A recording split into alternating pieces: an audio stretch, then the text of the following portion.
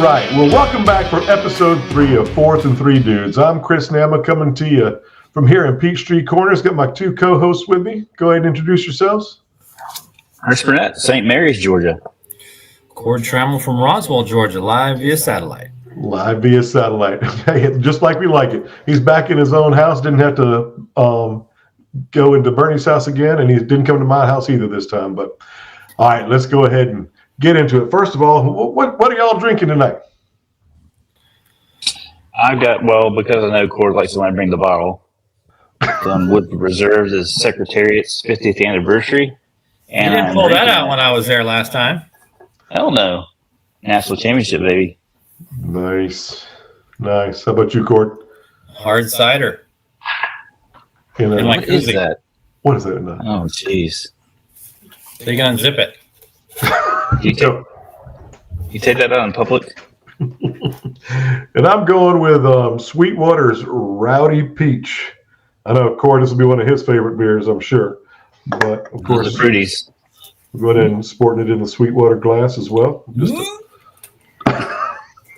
Hey, man, not everybody's got to like it, but hey, it's a nice IPA. It's actually a really good one. Just came out. Of course, a shout out to the Atlanta United by Sweetwater.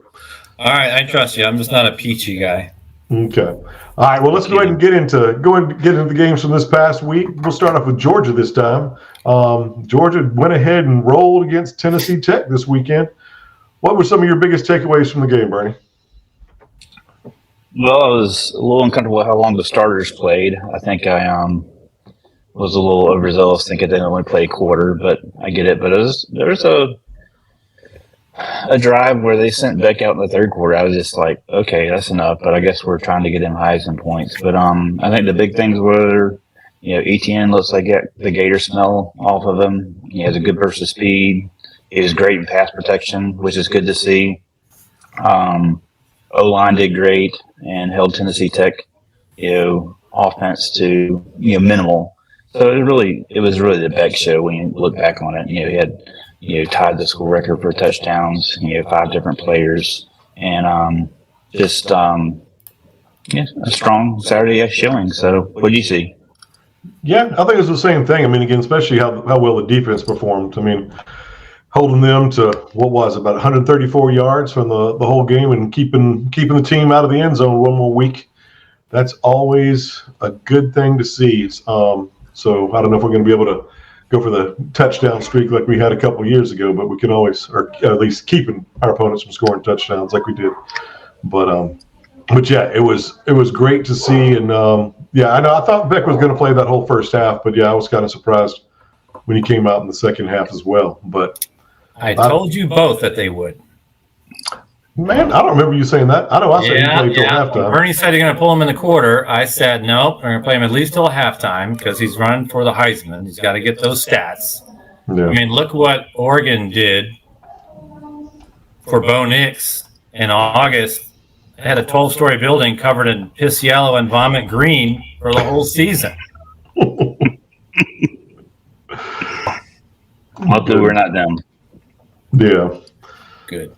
But yeah, no, I mean, again, it was a very impressive win. Got to see a little bit of Gunnar Stockton, so not a whole lot. He didn't really have much chance to do that. But I mean, them kicking that field goal with time running out on the clock just to get the points on the board. I would like to have had the shutout, but I mean, again, it was another great victory. Yeah. But how did the Beavers do, Cord? Speaking of shutouts, I'm glad that was a good segue, Chris. That's what I do, baby. Beavers shut out San Diego State on the road. Even though it was a 6-point game, I wasn't super impressed with how they did. They could have done a lot better. Jan Griffin scored within the first 3 minutes of the game, but then nothing happened until the fourth quarter. So, I mean, the Beavers just ran the ball down their throats. Everett Hayes missed 2 field goals for the Beavers in that time, but to be honest, they were both over 53 yards. And then fourth quarter, San Diego's quarterback, Danny O'Neill, fumbled the ball in the Beaver 2.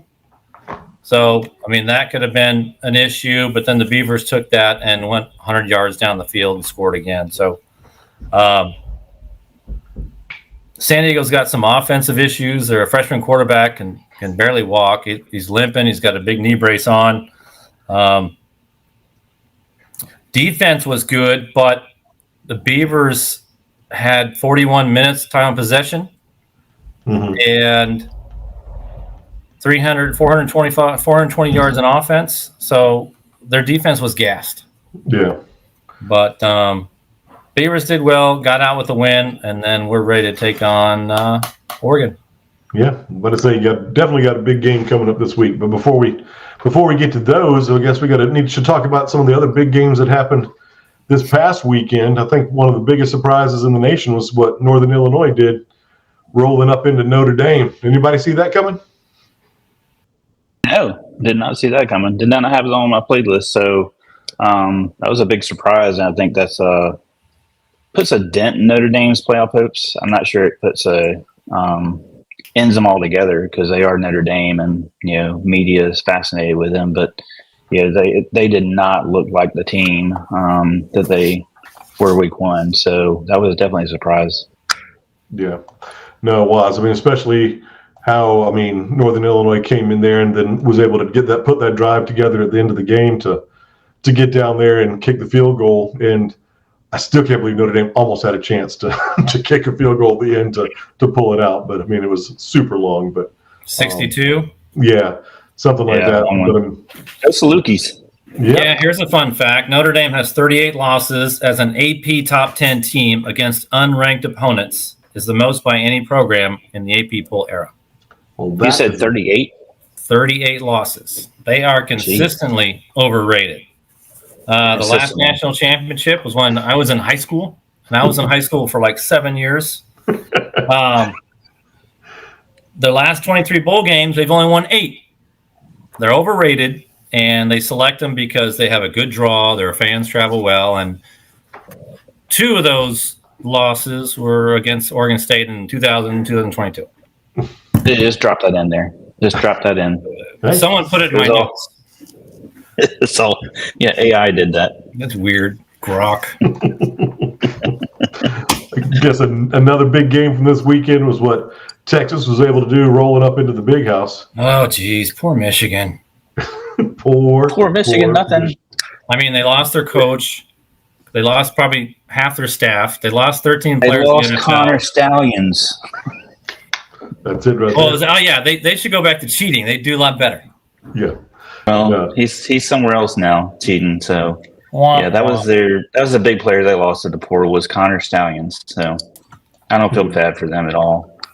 Yeah, no, that was something. Again, I thought Texas was going to go up there and win, but how impressively they did it. And I didn't know that Michigan Sharon Moore or whatever their coach, he's working without a contract right now.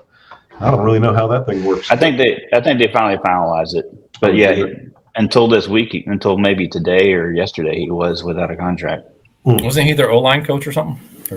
Yes. Yeah, I think he may have played for them. I don't know.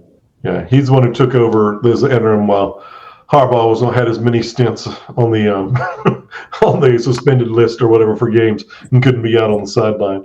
But again, in that hotel room, calling plays from the hotel room. Yeah.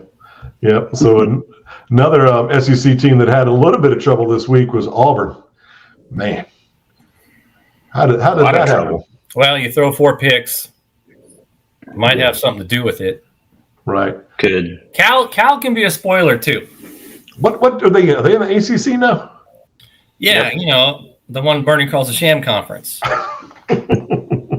Well, and what's worse is the only reason ACC took them is because Stanford made them take them after the ACC asked Stanford. Yeah, that's true. It is. It's so hard to keep all these things straight. But so they're a middling ACC team and beat out Auburn at home. Yeah. Well, that wasn't Auburn. It wasn't in California. Auburn's ahead of schedule this season. Yeah. This is the kind of stuff that usually waits till October, November. Oh, and then getting back to our friends over at Georgia Tech. Speaking of ACC teams, they went up to Syracuse and faced off against a former Georgia coach, Fran Brown, and apparently Fran Brown just thought they said a little bit too much the week before about how non-physical Syracuse was going to be.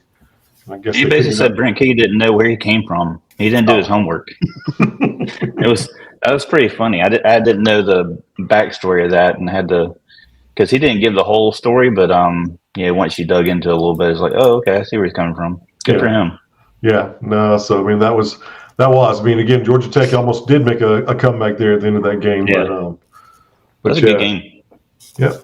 But all right, so moving on along. So we got something called what is it called, Cord? The Civil War? Oh yeah. That's what it used to be called, but that's what I call it.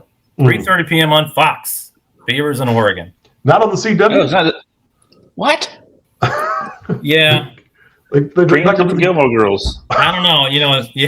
They have a Gilmore Girls marathon on that day. So we got bumped. It's in the contract. You got to go to Fox. Beavers are 16-point underdogs. Good part is what's that? Where's it played? At Reeser Stadium. Yep, Oregon State hosting. The new stadium.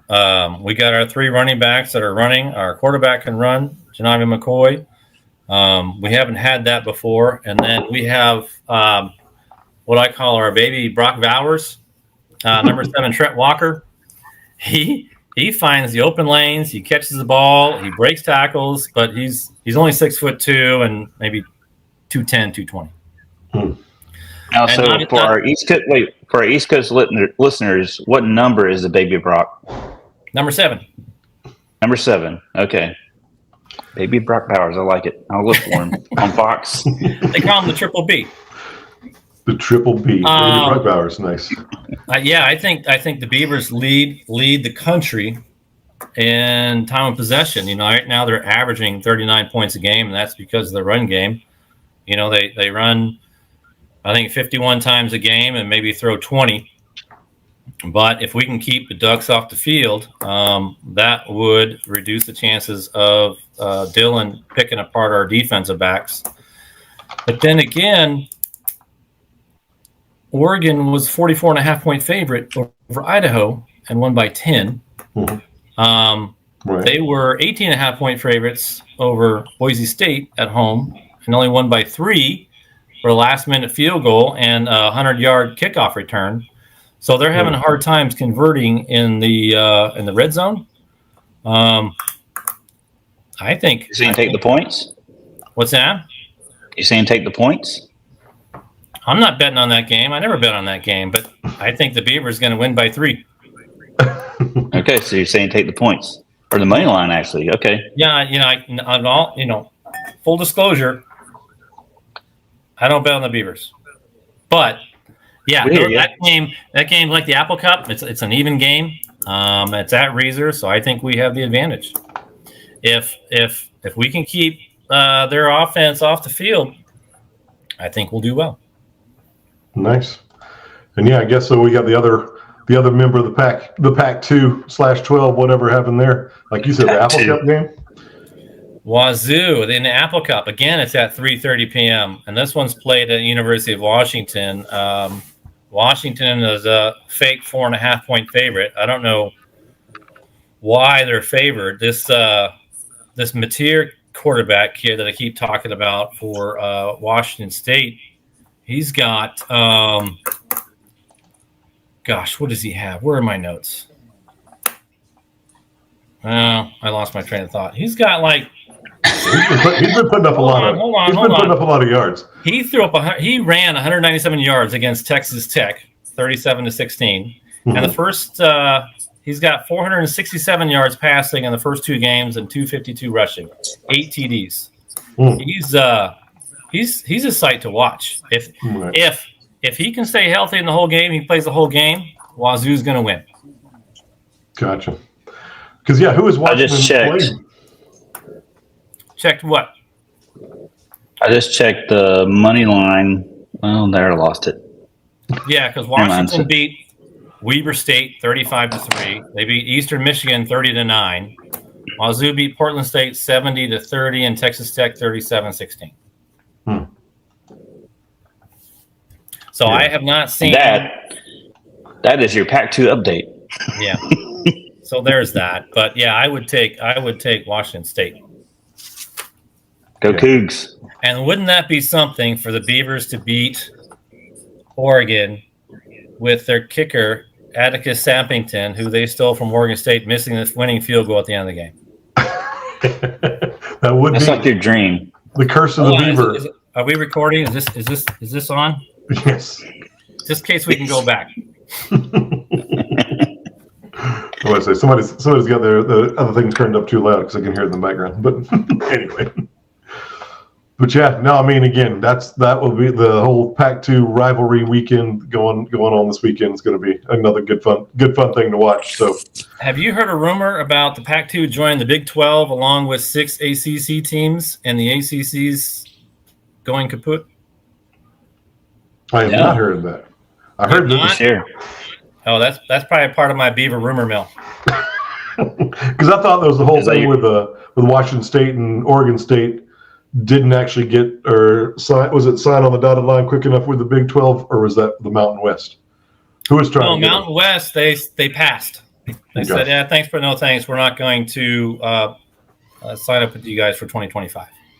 Gotcha. Okay, I couldn't remember. So, because I mean, again, the things you're hearing? Is it going to be the Big 12 they're going to end up joining with, or is it another rumor mill? I think those are Beaver wishes. That's what they would prefer. I think it'd be too hard to rebuild the Pac-12, and as far as we'd like to, but I don't know who would be coming back and who we have to stick in there. Right. Yeah, I think it's going to be tough to do it. But yeah, I mean, again, with the whole landscape changing up as much as it has anyway, I mean, I don't know. We need to rename all these conferences except for the SEC, who's the only one staying in the contiguous area that they're working in. Speaking of SEC, how about South Carolina in first place out of all 16 teams? That's right. You've been watching SEC shorts or something, haven't you? That's where he gets his recaps. No, it was AI. AI said that.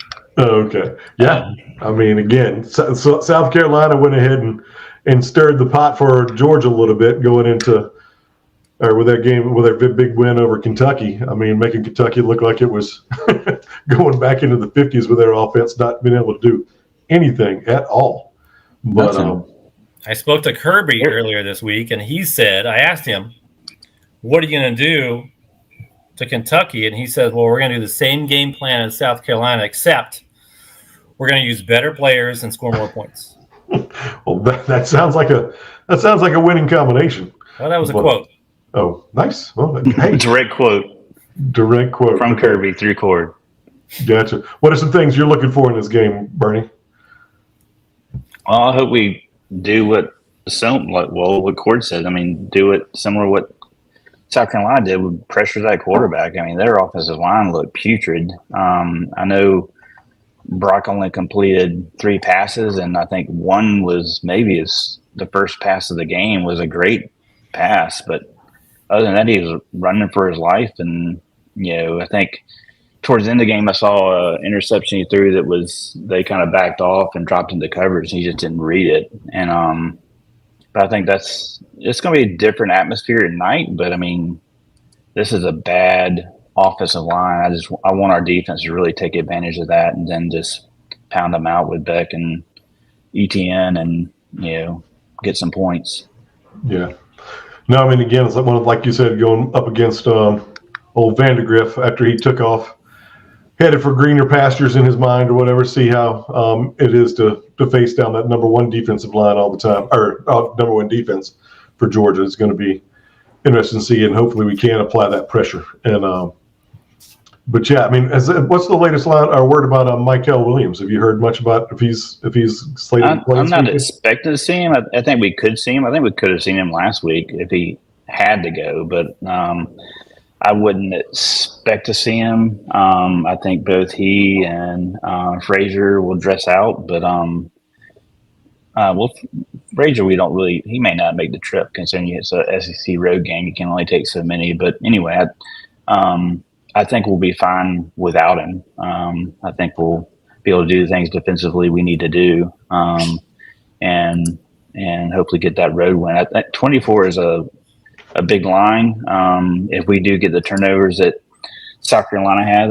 I could see that maybe, and Kirby's wish coming through Cord. But we'll just see. It's gonna be good to see us in road whites on the road at night. First SEC tilt. Yeah, no, definitely looking forward. Definitely looking forward to seeing that one. So, but hoping everything continues to go Georgia's way for that. But yeah, so I guess with that, we can start getting into some of our picks. I mean, again, recapping how our locks of the week went last week. I took Tennessee, and they were very solid against NC State, and they took care of business. Yeah, they took care of business. And who did you have again, Cord, last week? Ole Miss. Ole Miss. He wore the T-shirt. Yep. Oh, that's true. That's right. I forgot he had the T-shirt on down there with you. They barely covered. I mean, 52-3. they made it. And there was me with the Kentucky pick. Yeah. So y'all are both 2-0 on the season. I'm 1-1. And who y'all got this week? Let's just move on from that disaster. You don't want to talk about that anymore. Who do you got, Cord? What you looking at? Ole Miss. You're just riding the train, taking that 20. Here's the deal: they're leaving town because Hurricane Francine's coming, so they're going up to Wake Forest. And last week, Lane Kiffin said he's going to concentrate on the run game. They ran for 276 yards and 6 TDs. I know it was just Middle Tennessee State, but then Jackson Dart set the ACC completion record with 24 completions in a row. He actually went 25 for 27 because he started to throw left-handed. Had 1 TD, quarterback rating of 222.1. That sounds good. Yeah, it's pretty good. So again, there's another Heisman candidate, and Lane's all about trolling and rolling up the numbers. Right. We did lose Nolan, our big defensive lineman that we had brought in. Not sure. It's an undisclosed injury, but he was limping off the field. So hopefully he comes back. Gotcha. Well, I think since you can't do it, I'm going to go ahead and do it. I'm going to say the Beavers are definitely nice. The Beavers are definitely going to cover the 16 points. Oregon can't put up points on anybody so far. And, I would, but, I can't bet on them. Hey, I know. I mean, again, this is just the lock of the week. So, I mean, again. Contractual obligation. I know. But, I mean, again, like you said, the Beavers have been just controlling the clock and running the ball all over the place. And, again, with how much trouble Oregon seems to have had scoring points against people, I'm going to say that I'd go ahead and lay that. What was it again? 16 points? Yeah, I think the Beavers. Well, it might be 16 and a half. I think it was straight up 16 unless it changed. Yeah, so. It was straight up 16. I don't know why. That's like Florida State. Why were they ranked number 3? Why were they ranked number 7? Yeah. I mean, again. It should be ranked until October. Right. They should be right above Florida State. Yeah. I know. Well, yeah, Florida State's got to play Memphis this week. I mean, again, they could very well start off 0-3. That Memphis team is one of those they've been talking about potential for one of the other conferences to be able to sneak in there and potentially get one of the playoff bids down the road. But and again, with how bad Uyunglele has been looking too. Goodness. Yeah. I tried to tell you, curse of the Beaver Pole. Oh, Orville Beaver. It lives on. It lives on. The Beaver Pole is really showing his roots. Silas Bolden on Texas. He was our leading receiver last year. First game, he got 1 catch for 5 yards against Michigan. I don't think he got any. Or versus versa. Something like that. Well, how about you, Bernie? I'm torn. I was looking at that Memphis line. You're getting a touchdown in Tallahassee, but I think I'm going to go with either. And I will make my decision, but I'm looking at South Carolina getting a touchdown at home against LSU. I think they can move the ball against LSU. But then I did check the lines before you hit record, and A&M's line is down to -3 in the swamp. So I think I'm going to lock in A&M. A&M on the road in the swamp. Billy Napier's fall continues to get deeper and deeper. So that's what I know. The Dogs, I'm just going to wait. It's not a lock, but I'm going to wait. I think I would probably lean towards the under because I don't think Kentucky's going to score many points. So we'll see. What is the over-under on that one? The over-under, I think, is 45, and that just seems like more than Kirby would score plus whatever Kentucky can get. But, that's why it's called betting. Yeah. It's called a game of risk. I mean, again, that's still one of the things. I mean, even as poorly as Kentucky played last week, and it just seems like every time we play against Kentucky, something weird happens, and we're just happy. Yeah, you're right. We're just happy to get out of there with a win when it looks like we are so far ahead of them in so many different areas. I mean, hopefully the weather's not going to be an issue. I know it's been cold the past couple of years when we played them, or bad weather or something. But yeah, in November, yeah, because this is earlier than we normally play them for sure. But yeah. So anyway, all right. Well, I think that's about we wrap up this episode. But we'll be coming back to you next week. Hopefully, we'll have 3 locks of the week for you. But I mean, anything else that you have on your mind before we get out of here?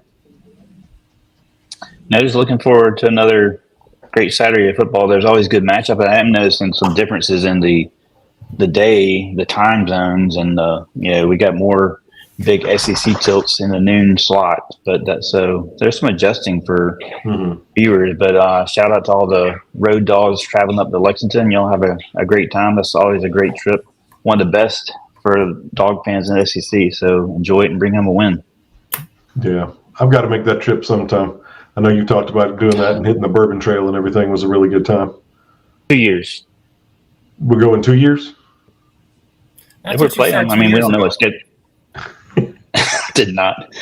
We don't know what the scheduling will do, but yeah, if we play them in 2 years, the 3 of us have to go. Gotcha. Take this shit on the road. Nice. Sounds good. Oh, wait. We didn't talk about food. Man. Food. What are you going to sustain this Saturday? Oh, I think I'm going to do ham and cheese sliders. That works. And we got to brew. Yeah, we got to brew something this weekend. I know we got brewing. 2 IPAs. 2 IPAs, then we still need to brew an Oktoberfest, although we're getting late for that thing. But and a pumpkin smash. Man, you ain't gonna have no pumpkin beer. You don't like any pumpkin beer. I love the peach smash. I know, man. The weather's going to be so nasty because again, I'd like to maybe try to smoke something, but I got to move the smoker over underneath the better area. Maybe I'll get I didn't do the beer can chicken. You're not made of sugar. I know. Just get out there and do it. Hey man, it's all good. But maybe do the beer can chicken this weekend. Have a smoked wildcat out there or something. But just like the Haitians up in Ohio. Oh wait, sorry. Stop.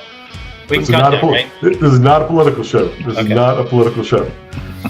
But anyway, all right. Well, thank you to all of you that are gonna hopefully listen to or watch this. But we look forward to getting back again with you next week. But until then, go Dogs.